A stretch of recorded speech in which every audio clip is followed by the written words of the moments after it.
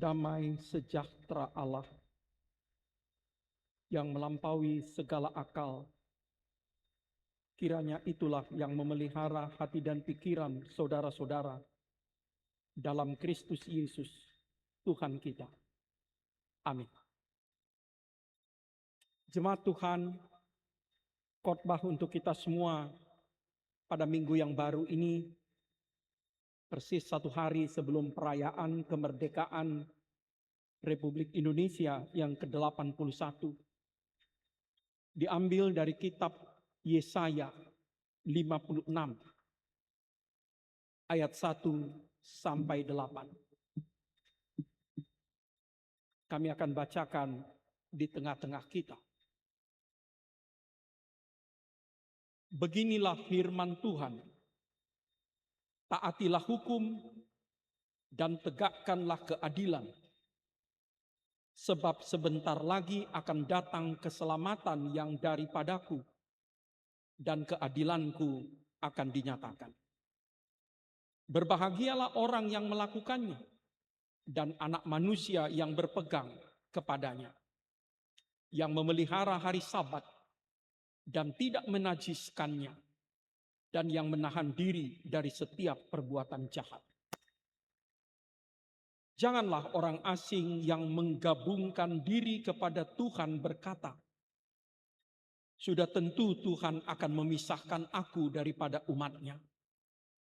Dan janganlah orang kebiri berkata, sesungguhnya aku ini pohon yang kering. Sebab beginilah firman Tuhan kepada orang-orang kebiri yang memelihara hari-hari Sabatku dan yang memilih apa yang ku kehendaki dan yang berpegang kepada perjanjianku. Kepada mereka akan kuberikan dalam rumahku dan di lingkungan tembok-tembok kediamanku suatu tanda peringatan dan nama.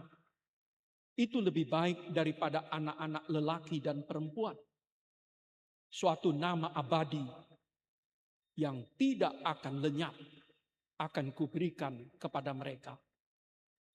Dan orang-orang asing yang menggabungkan diri kepada Tuhan untuk melayani Dia, untuk mengasihi nama Tuhan, dan untuk menjadi hamba-hambanya. Semuanya yang memelihara hari Sabat dan tidak menajiskannya, dan yang berpegang kepada perjanjianku, mereka akan kubawa ke gunungku yang kudus, dan akan kuberi kesukaan di rumah doaku. Aku akan berkenan kepada korban-korban bakaran dan korban-korban sembelihan mereka yang dipersembahkan di atas mezbahku. Sebab rumahku akan disebut rumah doa bagi segala bangsa. Demikianlah firman Allah yang menghimpun orang-orang Israel yang terbuang. Aku akan menghimpunkan orang kepadanya lagi sebagai tambahan kepada orang-orangnya yang telah terhimpun. Sampai demikian pembacaan kita. Jemaat Tuhan, agar kita dapat memahami khotbah ini dengan baik, kita harus mengetahui sedikit latar belakang Yesaya 56 itu. Jadi Yesaya 56 itu biasa disebut Trito Yesaya, berasal dari masa sesudah pembuangan Babel. Jadi kita tahu umat Israel pernah dibuang ke Babel, mereka di sana 70 tahun, dan kemudian mereka dibawa pulang. Tuhan memakai Raja Sirus atau Koresi memulangkan mereka ke Israel. Nah, kemudian mereka menata kembali kehidupannya. Bait Allah waktu itu sempat hancur, mereka bangun kembali. Dan ada satu pertanyaan, siapakah sebetulnya yang disebut umat Allah? Karena sebagian mereka telah kawin, campur dengan bangsa-bangsa lain. Dan ada lagi sebagian bergabung kepada mereka, mereka yang sempat bekerja di istana, di Persia, di Babel, yang disebut sebagai orang yang dikebiri. Nah, yang ini mungkin kita harus jelaskan Apa yang disebut orang kebiri? Maaf. Jadi pada zaman dahulu kala ada kebiasaan di istana orang-orang tertentu, laki-laki, kadang-kadang sejak anak-anak, supaya mereka bisa bekerja di lingkungan kerajaan, maka maaf, kelamin mereka dirusak, dipotong. Itulah yang disebut orang kebiri. Nah, tentu maksudnya bahwa raja ini tidak mau selir-selirnya diganggu. Sementara di dalam Ulangan 23 ayat pertama dan kedua, orang-orang maaf yang kelaminnya rusak tidak diizinkan masuk ke bait Allah. Tidak diizinkan beribadah bersama-sama. Dan karena itu orang-orang maaf yang dikebiri ini kadang-kadang dipakai dalam bahasa Melayu orang kasim, bergumul. Bagaimana kedudukan mereka dalam umat Allah. Nah, satu lagi orang asing yang tadi juga disebut. Mereka bukan keturunan Israel, tapi mereka sudah masuk ke dalam iman Israel.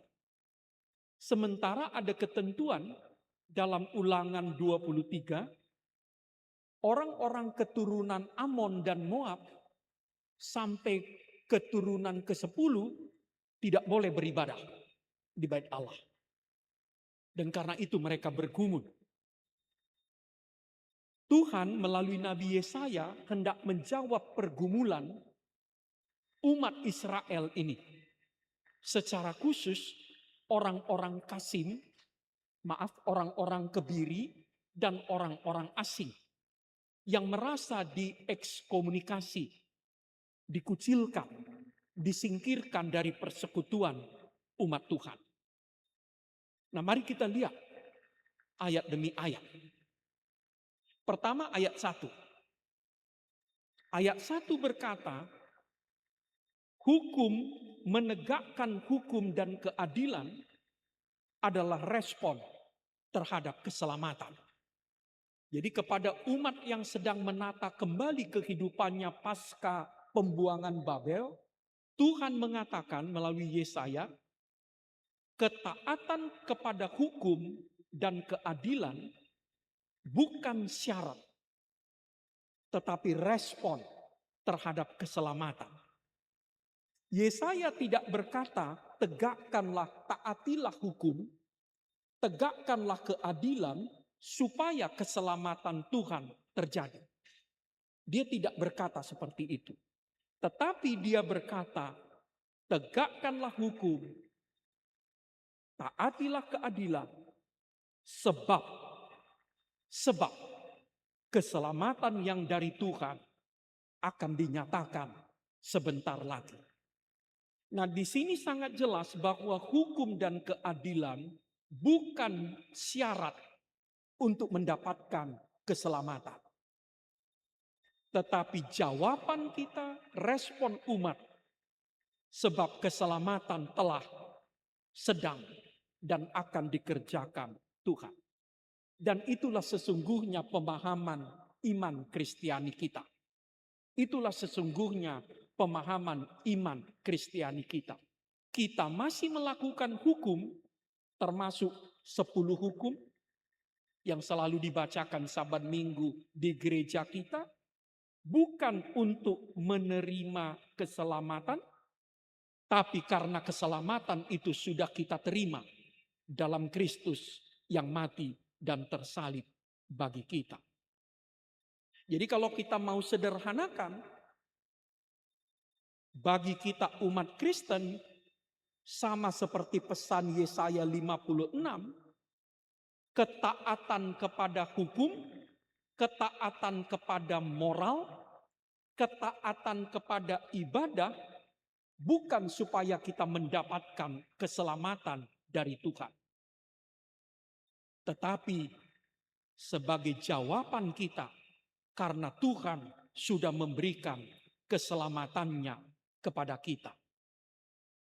Besok bersama-sama seluruh saudara-saudara kita warga negara Indonesia yang lain, saudara-saudara kita setanah air, kita merayakan 81 tahun kemerdekaan RI. Nah, mukadimah Undang-Undang Dasar kita, alinea ketiga, juga mengatakan bangsa kita menghayati kemerdekaan itu juga anugerah, rahmat Tuhan pada kita. Nah, sebagai bangsa yang dimerdekakan, maka kita mau taat kepada hukum. Jadi hukum dan keadilan bukan supaya kita mendapatkan kemerdekaan, tetapi hukum dan keadilan adalah respon kita karena kemerdekaan kita sudah kita terima. Nanti kalau kita baca di dalam Perjanjian Lama, hal yang sama juga dihayati oleh umat Israel. Tuhan memberikan mereka hukum, Tuhan memberikan mereka dasatitah itu bukan sewaktu mereka menjadi bangsa budak di Mesir. Tuhan memberikan hukum setelah mereka dimerdekakan di padang gurun. Jadi ketika mereka menjadi budak, ketika mereka menjadi orang jajahan Mesir, tidak butuh hukum. Tetapi hukum sangat diperlukan ketika mereka justru telah merdeka. Dan hukum itulah yang melindungi kemerdekaan kita. Baik sebagai bangsa maupun sebagai personal. Nanti dalam Keluaran 20 ayat 1, sebelum Tuhan menyampaikan 10 hukumnya, dia menyampaikan satu deklarasi. Akulah Tuhan Allahmu yang membawa kau keluar dari tanah Mesir, dari tempat perbudakan. Jadi sebelum Tuhan menyampaikan 10 hukumnya berupa perintah dan larangan, dia lebih dulu mengatakan, akulah Tuhan yang memerdekakan kau dari perhambaan di Mesir. Mau menegaskan 10 hukum itu bukan untuk membuat bangsa itu terbeban, bukan untuk membuat bangsa itu merasa terbelenggu, tapi justru hukum itu diberikan Tuhan untuk melindungi kemerdekaan mereka. Dan umat Israel diminta ingat bahwa Tuhan yang memberikan hukum kepada mereka berupa perintah dan larangan adalah Tuhan yang memberikan mereka kemerdekaan. Nah, ini menjadi menarik karena dalam perjalanan bangsa dan negara kita ke-81, 19 tahun sebelum 100 tahun sebelum Indonesia emas, justru hukum itu sedang terpuruk, sedang menjadi bahan mainan, sedang menjadi alat sandera, sedang menjadi alat kekuasaan. Dan hari ini kita diingatkan, hukum dan keadilan itu untuk melindungi kemerdekaan, melindungi keselamatan yang telah diberikan Tuhan bagi kita. Itulah yang pertama. Yang kedua, ayat 2. Berkat bagi semua orang yang melaksanakan hukum dan keadilan, apapun latar belakangnya, termasuk orang asing yang tidak asli Yahudi dan termasuk orang-orang yang disebutkan tadi, kaum Kasem, mereka yang sempat dikebiri oleh Persia dengan paksa untuk bekerja di lingkungan istana. Ayat 2, kalau amang-inang, saudara-saudara perhatikan, tidak menyebut kelompok tertentu, tapi semua orang. Semua orang, apapun latar belakangnya, asal usulnya, jenis kelaminnya, status sosial dan ekonominya, dia akan diberkati. Dia akan bahagia, akan sejahtera. bila dia taat kepada hukum dan keadilan. Nah, nanti Mazmur-Mazmur sangat banyak mengatakan ini. Mazmur 1 ayat 1. Berbahagialah orang yang tidak berjalan menurut nasihat orang fasik, tapi yang kesukaannya ialah hukum Tuhan. Mazmur 106 ayat 3.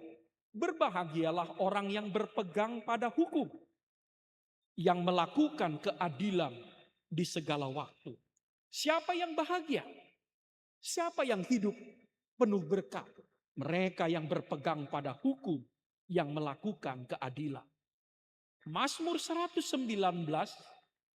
yaitu mazmur yang paling panjang di dalam Alkitab. Isinya cuma satu. Kebahagiaan itu ada pada orang-orang yang suka melakukan hukum ketetapan Tuhan. Mazmur 128 ayat 1. Berbahagialah setiap orang yang takut akan Tuhan, yang hidup menurut jalan yang ditunjukkannya. Nah, sekali lagi, saudara-saudara, kebahagiaan, kesejahteraan tidak tergantung asal-usul, tidak tergantung keturunan, tidak tergantung status sosial atau ekonomi, tetapi pada ketaatan, pada hukum dan keadilan Tuhan.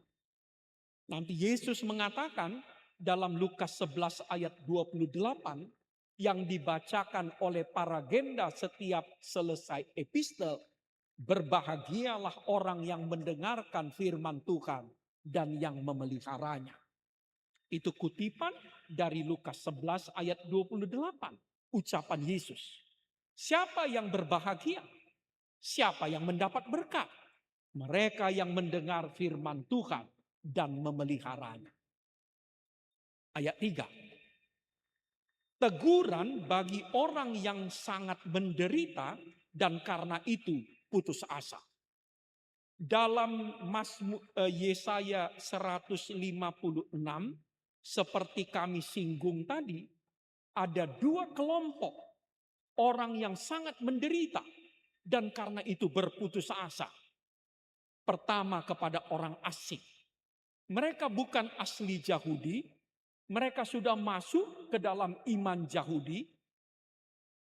Mereka memelihara Sabat, mereka melaksanakan hukum, tetapi mereka terkucil.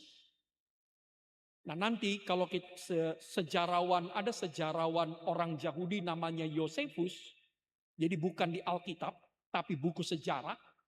Dia mengatakan orang asing yang masuk dalam agama Yahudi hanya diizinkan di pelataran luar bait Allah. Jadi mereka tidak boleh masuk ke halaman dalam, di bagian luarlah mereka.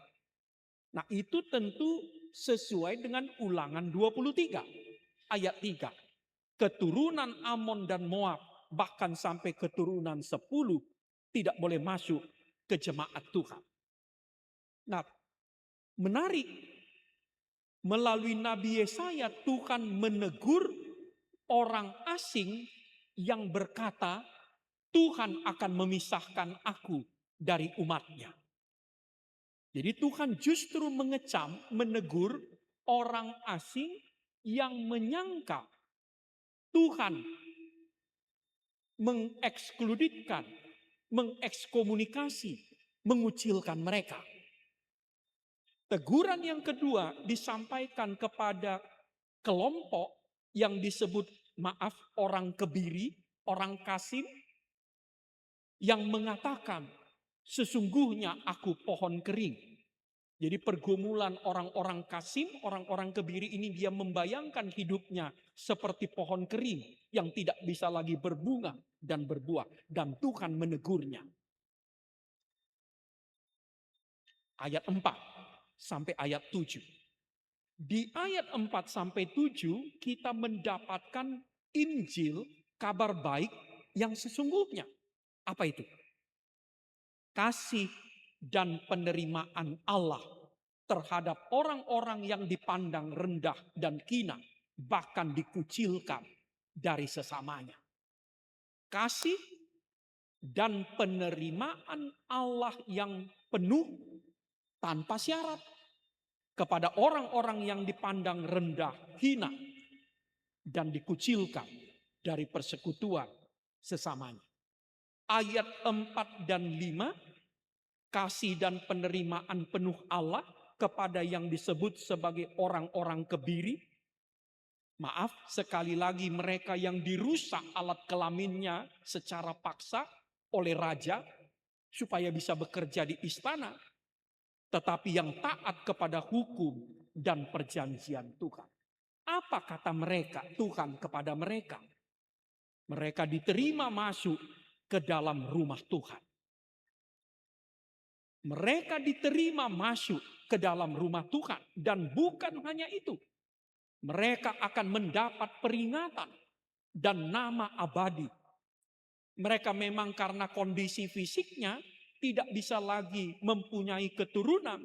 Tetapi Tuhan menjanjikan yang lebih besar dari anak laki-laki dan anak perempuan.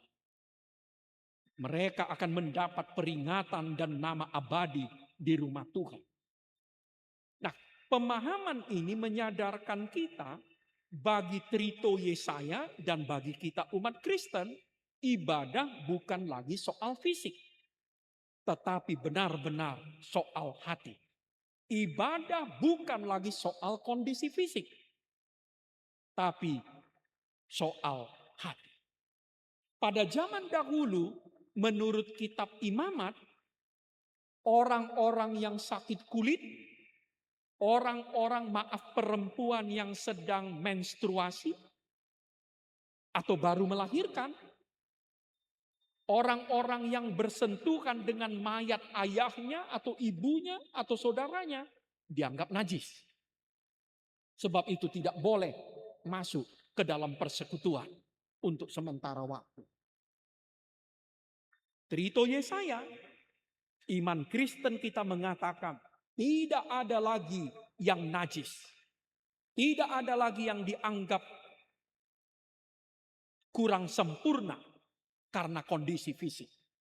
Dan tidak ada orang yang boleh ditolak, dikucilkan karena kondisi fisiknya. Nanti kalau kita baca lagi lebih lanjut di kitab Imamat, Imamat 21, 16-23, kaum difabel, orang-orang yang secara fisik, memiliki kekurangan atau kebutuhan khusus, tidak boleh jadi imam. Tetapi sekarang kita mendapatkan Injil, tidak ada alasan menolak kaum difabel. Tidak ada alasan menolak kaum difabel menjadi imam. Karena apa? Bagi Kristus, semua ibadah tinggal soal hati, bukan lagi soal fisik. Saya waktu kuliah, ada teman saya yang tunanetra. Teman kuliah. Karena prinsip sekolah tinggi teologi, orang tidak boleh ditolak belajar karena dia tidak bisa melihat. Ada mahasiswa teologi di bawah saya, yang tidak memiliki lengan kiri dan kanan, tapi diterima. Sekali lagi, ini adalah penjabaran dari Injil. Tidak ada orang yang boleh dipandang hina, dipandang rendah, disingkirkan, ditolak karena kondisi fisiknya.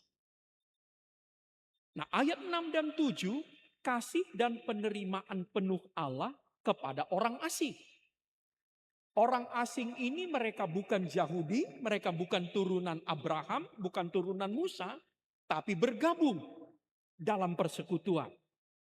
Beriman kepada Allah, memelihara perjanjian. Dulu mereka dilarang masuk bait Allah. Tapi Trito Yesaya, Tuhan Allah melalui Nabi Trito Yesaya mengatakan, Tuhan akan membawa mereka ke gunungnya yang kudus. dan memberikan kesukaan kepada mereka dalam rumahnya. Padahal dulu orang yang bukan Yahudi tidak diizinkan masuk ke bagian dalam bait suci. Tapi Tuhan mengatakan dalam Yesaya 56, aku akan membawa mereka ke rumahku yang kudus dan memberikan kesukaan kepada mereka. Sebab rumahku akan disebut rumah doa bagi segala bangsa. Dan karena itu jugalah gereja HKBP, bila kita baca konstitusi kita, tidak mengatakan bahwa gereja HKBP hanya khusus orang Batak. Apa dikatakan HKBP tentang eksistensinya di dalam aturannya? Gereja HKBP adalah persekutuan orang-orang dari segala bangsa, dari segala kaum, dari segala bahasa yang percaya kepada Kristus. Itulah pemahaman diri kita. Dan itu berasal dari iman Kristiani kita. Nah, saudara-saudara, selanjutnya kita diajak menghayati pesan Yesaya ini dalam terang Kristus. Kristus sudah datang, mati dan bangkit menyelamatkan kita, orang-orang percaya. Dia menerima kita tanpa syarat. Sekali lagi, dia menerima saudara dan saya tanpa syarat. Dia tidak ajukan syarat. Yesus bukan seperti perusahaan pada zaman sekarang yang selalu kasih kode bintang, syarat dan ketentuan berlaku. Bagi Yesus tidak.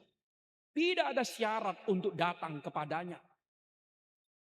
Di dalam Dia kita menerima keselamatan kita. Dan Alkitab mengatakan, Yesus itulah rumah Allah yang sesungguhnya. Yesus itulah bait Allah yang sesungguhnya. Dan Dia mengundang semua kita. Apapun latar belakang sosial kita. Bagaimanapun kondisi fisik kita. Bagaimanapun pergumulan ekonomi kita. Siapapun kita, tua dan muda, laki-laki dan perempuan. Yesus mengatakan, datanglah kepadaku. Terimalah cinta kasih-Nya. Yang terakhir ayat 8. Tuhan membawa umatnya pulang dari Babel. Menghimpunnya kembali. Umat Tuhan sempat tercerai-berai, terserak-serak. Selama 70 tahun. Dan Tuhan menghimpunnya, membawanya pulang. Tapi itu belum selesai. Dia akan menghimpunkan kembali lebih banyak orang dari segala bangsa dan bahasa. Karena itulah epistel kita tadi. Galatia 3 ayat 26 sampai 29 mengatakan. Di dalam Kristus tidak ada lagi orang Yunani dan Yahudi. Dalam Kristus tidak ada lagi laki-laki dan perempuan. Tidak ada lagi budak, tidak ada lagi hamba. Bukan mau menghapus perbedaan. Tapi perbedaan-perbedaan yang masih ada itu tidak menjadi penghalang bagi kita untuk bersatu dalam Kristus. Apapun perbedaan yang masih ada, sosial, latar belakang, pendidikan, profesi, tidak menjadi penghalang untuk bersatu di dalam Kristus. Tidak ada orang yang menjadi lebih dekat dengan Kristus karena status sosialnya.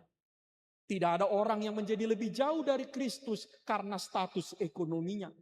Dan tidak ada orang yang tersingkir, ditolak dari Kristus karena kondisi fisiknya. Sebab itu, marilah kita menyambut kemerdekaan bangsa kita dengan puji-pujian, dengan hormat dan syukur kepada Allah dan Kristus yang telah mati dan bangkit untuk kemerdekaan kita. Amin. Terima kasih Allah. Lihatlah kami umat-Mu yang berkumpul di sini di hari Minggu, di malam perayaan kemerdekaan negeri kami. Firman-Mu menyapa kami. Engkau menganugerahkan kepada kami keselamatan, kemerdekaan. Dan biarlah kami mensyukuri, menghargai keselamatan, juga kebebasan, kemerdekaan yang Tuhan telah anugerahkan pada kami dengan taat kepada hukum dan komit kepada keadilan. Tuhan, firman-Mu menyapa kami bahwa kami akan sejahtera, juga bangsa dan negara kami akan sejahtera maju bila kami taat kepada hukum. Bila kami sungguh-sungguh komit mewujudkan keadilan. Karena itu ingatkanlah kami dalam skala skop kecil atau besar. Dalam kehidupan bersama juga kehidupan negeri kami. Supaya kami taat. Supaya para pemimpin kami taat kepada hukum. Karena hanya dengan demikianlah hidup kami sejahtera. Tuhan, kami berdoa bagi para penegak hukum di negara kami. Bagi semua proses peradilan, Tuhan campurilah. Condongkanlah hakim-hakim kami, para jaksa dan pengacara, panitera, dan kepolisian. Untuk sungguh-sungguh Tuhan takut kepada Tuhan. Mengalahkan kepentingan pribadi dan kelompok. Menjunjung setinggi-tingginya hukum dan keadilan. Karena hanya dengan demikianlah bangsa kami akan maju dan sejahtera. Karena itu berkati usaha bangsa kami untuk menegakkan hukum. Untuk memberantas korupsi. Yang sangat merusak. Merugikan bagi kehidupan bersama kami. Tuhan, firman-Mu menyapa kami. Supaya kami jangan merasa rendah. Apalagi berputus asa. Karena kondisi fisik, status sosial, atau latar belakang kami. Tuhan, Kau mengasihi kami tanpa syarat. Siapapun kami. Apapun asal usul kami, bagaimanapun kondisi fisik, ekonomi, sosial kami. Kami berharga di mata-Mu. Dan Kau menerima, mencintai kami. Dan Kristus rela mati untuk kami. Terima kasih Tuhan. Kepadamu lah kami datang. Kaulah Tuhan, Kaulah pelindung kami. Berkati semua saudara-saudara kami yang sedang sakit. Kami sebut nama-nama mereka. Amang Kuta Galung, Amang R. Siahaan, Amang Benefanto Panjaitan, Yosi Borusagala, Amang Sintua Amarbun, Inang Nyonya Sintua Simanjuntak Bornapitupulu, Amang Abi Lumban Tobing, Brisania Dolok Saribu, dan Inang Sintua D. Borunadea. Tuhan, hiburkan hati mereka di masa istirahat mereka. Berkati rumah sakit dan dokter dan perawat yang merawat mereka. Dan Tuhan bekerja lebih dari apa yang bisa dilakukan oleh rumah sakit untuk mengembalikan kesehatan mereka. Kami berdoa bagi saudara-saudara kami yang bergumul di bidang ekonomi.